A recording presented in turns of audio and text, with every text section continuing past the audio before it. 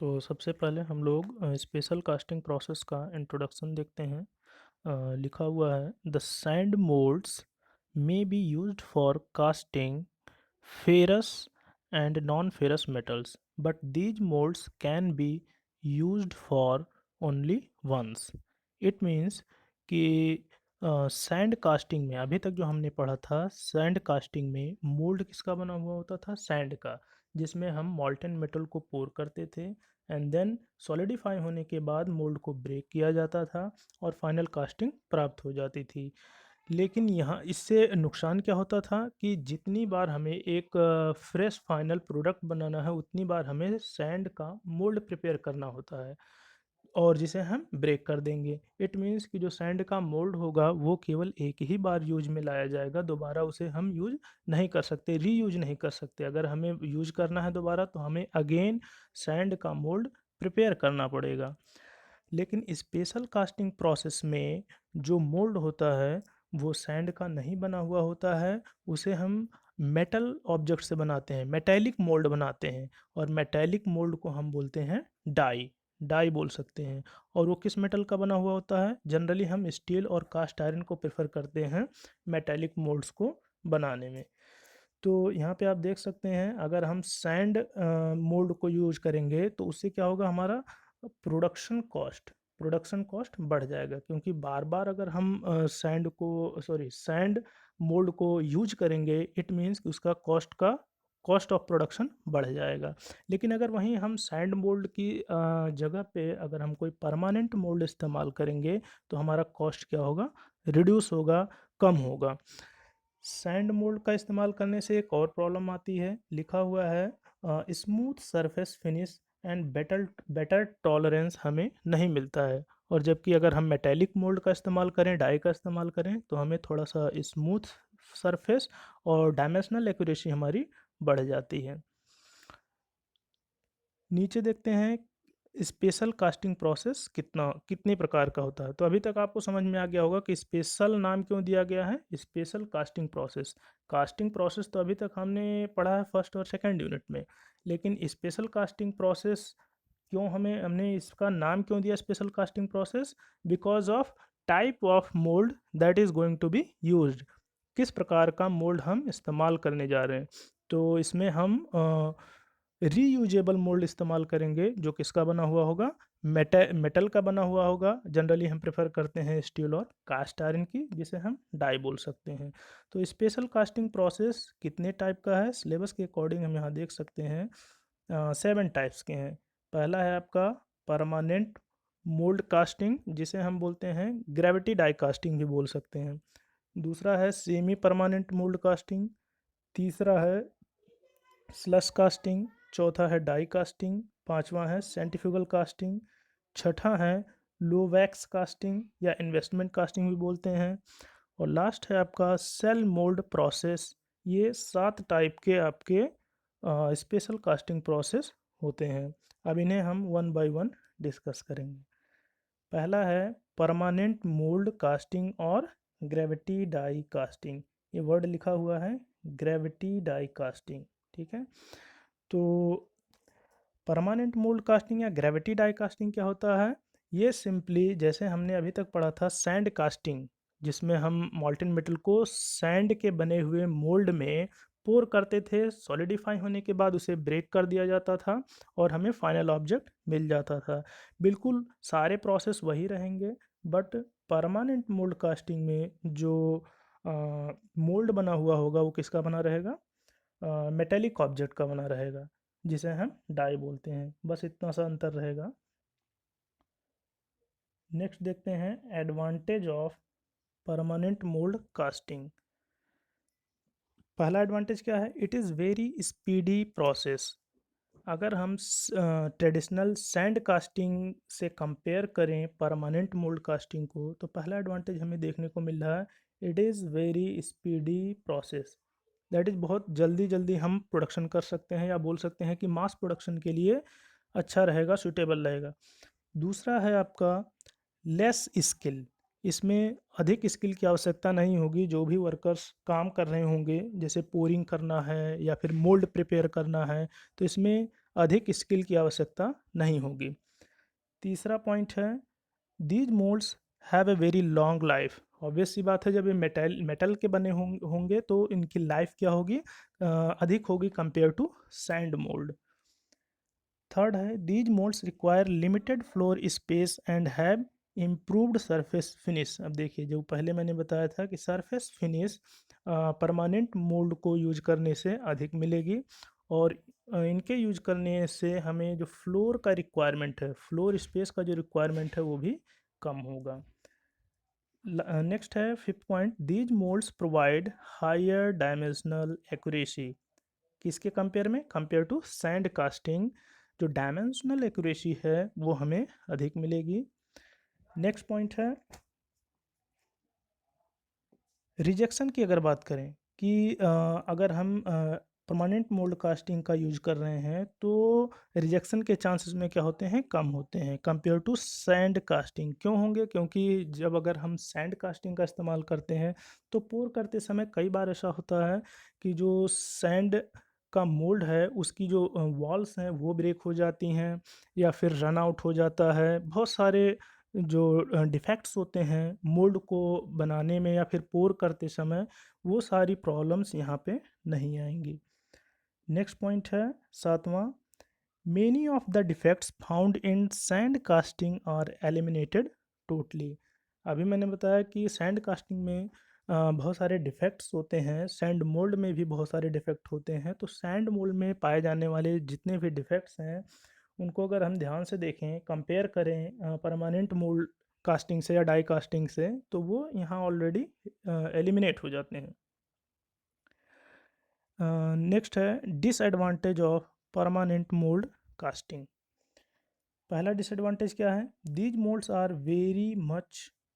These moulds are much costlier than sand moulds. Obvious सी बात है, मेटल का बना हुआ होगा तो कॉस्ट क्या होगी, अधिक होगी। दूसरा है, अगर हम स्मॉल क्वांटिटी के लिए इसे बनाएंगे तो इकोनॉमिकल नहीं होगा, दैट इज़ खर्च ज़्यादा लगेगा। अगर मास पहले अभी देखा था स्टार्टिंग में कि वेरी स्पीडी प्रोसेस, अगर हम मास प्रोडक्शन की बात करें तो सूटेबल है, लेकिन अगर स्मॉल क्वांटिटी में हमें बनाना है तो सैंड कास्टिंग ज़्यादा बेटर रहेगा कंपेयर टू डाई कास्टिंग, क्योंकि इसमें मेटेलिक ऑब्जेक्ट का इस्तेमाल करेंगे मोल्ड को प्रिपेयर करने के लिए, तो इसलिए ये स्मॉल क्वांटिटी के लिए ज़्यादा सूटेबल नहीं है। थर्ड आता है 120 किलोग्राम। ये क्या दिया हुआ है कि ये है मैक्सिमम वेट, या मैक्सिमम इतने किलोग्राम कास्टिंग को ही हम कास्ट कर सकते हैं। अगर इससे अधिक है तो हम सैंड कास्टिंग का इस्तेमाल करेंगे, क्योंकि अगर हम सैंड के बने हुए मोल्ड का इस्तेमाल करते हैं तो उसमें पोरोसिटी भी होती है, बहुत सारी गैसें एस्केप कर सकती हैं, और यूनिफॉर्म कूलिंग होगा सैंड कास्टिंग में। तो इस वजह से अगर हम अधिक क्वांटिटी में, या बोल सकते हैं अगर मास अधिक है, कास्टिंग का जो मास है वो अधिक है, लार्ज स्केल पे हम कर रहे हैं, तो वहाँ पे सैंड कास्टिंग का इस्तेमाल करेंगे। और परमानेंट मोल्ड कास्टिंग में हम मैक्सिमम 120 किलोग्राम द्रव्यमान तक ही कास्टिंग बना सकते हैं। फोर्थ पॉइंट है, this process is not successfully used for casting of very high melting point alloys. अगर हम बात करें ऐसे एलॉयज की जिनका मेल्टिंग पॉइंट बहुत अधिक है, तो परमानेंट मोल्ड कास्टिंग का यूज हम नहीं कर सकते हैं। क्यों नहीं करेंगे, क्योंकि अगर मेल्टिंग पॉइंट उसका रहेगा और जब वो फ्यूज होगा कहाँ पे, या फिर जो जिसे हम पोर करेंगे मोल्ड कैविटी के अंदर, तो वो मोल्ड कैविटी को या फिर परमानेंट मोल्ड कैविटी को भी मेल्ट कर सकता है। जैसे कि अगर हमने ये बना रखा है मोल्ड मेटल का, अब इसमें हम लिक्विड मेटल को पोर कर रहे हैं जिसका तापमान ऑलरेडी अधिक है, तो इस मोल्ड को भी वो मेल्ट कर सकता है। तो इसलिए ऐसे एलॉय जिनका मेल्टिंग पॉइंट बहुत अधिक है उसको हम यहाँ पे इस्तेमाल नहीं कर सकते हैं। नेक्स्ट पॉइंट आता है difficult to cast very odd shape casting. That is, अगर जिसका शेप साइज बहुत कॉम्प्लेक्स है, जिसकी संरचना या बनावट बहुत कॉम्प्लेक्स है, तो उसको हम यहाँ पे इस्तेमाल नहीं कर सकते हैं। क्योंकि अगर सैंड कास्टिंग की बात करें तो वहाँ पे कॉम्प्लेक्स ऑब्जेक्ट को हम कास्ट कर सकते हैं, बिकॉज़ वैसा ही हम पैटर्न बना लेंगे। बहुत कॉम्प्लेक्स ऑब्जेक्ट की पैटर्न हम बना सकते हैं, उसी तरह से हमारा सैंड का मोल्ड भी प्रिपेयर हो जाएगा और फाइनल ऑब्जेक्ट मिल जाएंगे। अब चूंकि यहाँ पे जो आपका डाई है या फिर बोल सकते हैं परमानेंट मोल्ड है वो मेटल का है, तो उसमें हम बहुत ज़्यादा कॉम्प्लेक्स ऑब्जेक्ट नहीं बना सकते हैं, क्योंकि उसके लिए पहले हमें मोल्ड को कॉम्प्लेक्स बनाना पड़ेगा, उसका ज्योमेट्री भी बहुत कॉम्प्लेक्स करना पड़ेगा। तो इस वजह से हम बहुत ऑड शेप वाले कास्टिंग को सक्सेसफुली या फिर बहुत इजीली कास्ट नहीं कर सकते हैं। नेक्स्ट है आपका सेमी परमानेंट मोल्ड कास्टिंग। अभी तक हमने पहले टाइप का पढ़ा था परमानेंट मोल्ड कास्टिंग, अब यहाँ पे वर्ड लिखा हुआ है सेमी परमानेंट मोल्ड कास्टिंग। ये भी परमानेंट मोल्ड कास्टिंग है, बट क्या लिखा हुआ है पहले, semi permanent mould casting. Semi का मतलब कि जो परमानेंट वर्ड है वो आधा है। अब परमानेंट मोल्ड कास्टिंग में अगर हमें कोई होल बनाना है, जैसे सभी लोग जानते हैं कि अगर किसी भी कास्टिंग में होल प्रिपेयर करना है तो किस ऑब्जेक्ट का इस्तेमाल करेंगे, कोर का इस्तेमाल करते हैं। कोर का यूज किया जाता है किसी भी कास्टिंग में होल को बनाने के लिए। तो अगर हमें परमानेंट मोल्ड कास्टिंग में अगर कोई होल्ड होल बनाना है तो कोर किसका रहेगा। जनरली अभी तक हमने देखा कोर हम सैंड का बनाते थे, लेकिन अगर हमने मेथड सेलेक्ट किया है परमानेंट मोल्ड कास्टिंग तो उसमें जो कोर होगा वो मेटल का ही बना रहेगा। लेकिन सेमी परमानेंट मोल्ड कास्टिंग में अगर होल बनाना है तो कोर का इस्तेमाल करेंगे, और वो कोर किसका बना हुआ होगा, सैंड का। यहाँ देख सकते हैं sand core are used at some point instead of metal cores. तो मेटल कोर्स कहाँ पे इस्तेमाल होते थे, परमानेंट मोल्ड कास्टिंग में। लेकिन सेमी परमानेंट मोल्ड कास्टिंग में क्या होगा, जो कोर इस्तेमाल होगा वो सैंड का होगा। बस इतना सा अंतर है, बाकी चीज़ें वही हैं। लिखा हुआ है it is similar to permanent mould casting except that sand core are used at some points. तो बस ये भी बिल्कुल वैसे ही है, परमानेंट मोल्ड कास्टिंग की तरह है, बस जो हम कोर इस्तेमाल करेंगे वो सैंड का रहेगा, इस वजह से इसका नाम पड़ गया है सेमी।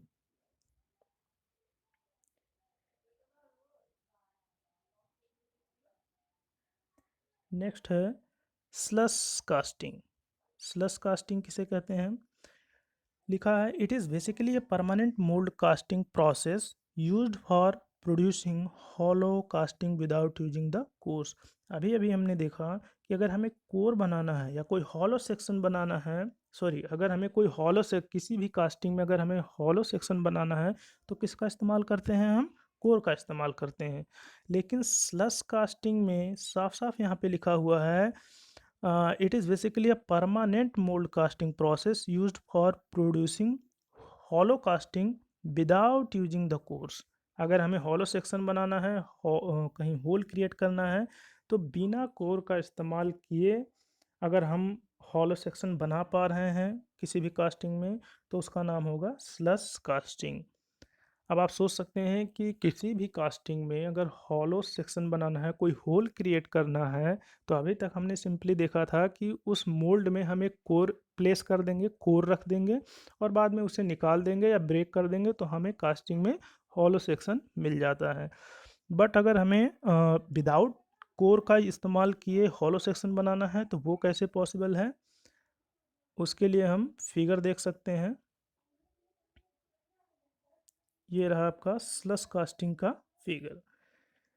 अब होल क्रिएट करना है तो उसके लिए यहाँ पे देख सकते हैं दो मोल्ड के अलग अलग पार्ट्स हैं। जैसे आपने कोप ड्रैग देखा होगा तो यहाँ पे मोल्ड का एक हिस्सा यहाँ पे है और दूसरा हिस्सा यहाँ पे है, और ये मोल्ड कैविटी है। ये मोल्ड कैविटी है, इसमें मॉल्टेन मेटल को हम ऊपर से पोर कर देते हैं। मॉल्टेन मेटल को पोर कर दिया जाता है। पोर करने के बाद यहाँ देखिए हिंज है, इस पॉइंट पे ये हिंज है। हिंज होने से क्या होगा, ये पूरा का पूरा अरेंजमेंट रोटेट कर सकता है। ये पूरा का पूरा अरेंजमेंट ऐसे रोटेट कर सकता है। अब रोटेशन से क्या होगा, जैसे आपने किसी बाल्टी में पानी भर करके हाथ से रोटेट किया होगा, तो रोटेट करने से उसे बोल सकते हैं हम वर्टेक्स फ्लो हो रहा, फोर्स वर्टेक्स फ्लो। तो ऐसा करने से, जैसे बाल्टी में पानी को अगर आप हाथ से रोटेट कराएं, तो ऐसा करने से क्या होता है, सारा का सारा वाटर सरफेस की तरफ मूव होने लगता है और बीच में आपको एक हॉलो सेक्शन टाइप का दिखता है, मतलब खाली जगह मिल जाती है। तो बिल्कुल वही प्रिंसिपल यहाँ इस्तेमाल करना है स्लश कास्टिंग में होल प्रिपेयर करने के लिए। तो इस हिंज पॉइंट के अबाउट हम इस पूरे अरेंजमेंट को रोटेट करा देते हैं, और जिससे सारा का सारा जो ये मॉल्टन मेटल है, सारा का सारा ये जो मॉल्टन मेटल हमने भर रखा है, ये सरफेस पे कलेक्ट होने लगेगा, और बाद में इसे हम उल्टा कर देंगे, जिससे जितना भी एक्सेस मेटल है, यहाँ लिखा हुआ है एक्सेस मेटल, वो बाहर निकल जाएगा। और यहाँ देख सकते हैं मेटल्स की जो पोर मेटल है, जो हमने मेटल को पोर किया था, उसकी एक लेयर यहाँ पे बन गई है। देखिए यहाँ पे एक लेयर बन गई है। तो बाद में हम क्या करेंगे, इस पार्ट को और इस पार्ट को हटा लेंगे, और दैट इज़ कि जो मोल्ड के अलग अलग भाग हैं उनको हटा देंगे, तो हमें ये वाला जो चिपका हुआ है, या फिर कह सकते हैं कि जो आपका मोल्ड में कलेक्टेड है, मोल्ड के सरफेस पे कलेक्टेड हैं मेटल्स, उस प्रकार की शेप हमें मिल जाएगी। तो ये क्या कहलाएगा, slush casting. This is called slush casting. अब अगर आप ध्यान से देखें तो स्लश कास्टिंग में हमने होल क्रिएट कर दिया है without using any kind of core, चाहे वो सैंड का हो चाहे मेटल का हो, किसी भी प्रकार का कोई कोर हमने इस्तेमाल नहीं किया है, और फिर भी हमें यहाँ पे होल मिल गया है। अब स्लश कास्टिंग का हम इस्तेमाल किस टाइप के ऑब्जेक्ट को बनाने में करेंगे। जनरली हम इसका इस्तेमाल टॉयज़ को बनाने में करते हैं, या फिर ऐसे ऑर्नामेंट्स, ऑर्नामेंट्स नहीं कह सकते हैं, बोल सकते हैं कि जो डेकोरेटिव आइटम्स हैं उनको बनाने में हम इस्तेमाल कर सकते हैं, जहाँ पे हमें डायमेंशनल एक्यूरेसी वगैरह या सरफेस फिनिश बहुत ज़्यादा इंपॉर्टेंट नहीं होती है, डायमेंशन हमें ज़्यादा ध्यान नहीं देना होता है। तो ऐसे जगह पे हम इसका स्लश कास्टिंग का इस्तेमाल कर सकते हैं, जैसे खिलौने हैं, या फिर कोई डेकोरेटिव आइटम्स हैं जहाँ पे डायमेंशन को लेकर के बहुत ज़्यादा ध्यान नहीं दिया जाता है। ऐसे ऑब्जेक्ट्स को हम स्लश कास्टिंग के थ्रू बना सकते हैं। बाकी चीज़ें नेक्स्ट वीडियो में प्रिपेयर करेंगे। धन्यवाद।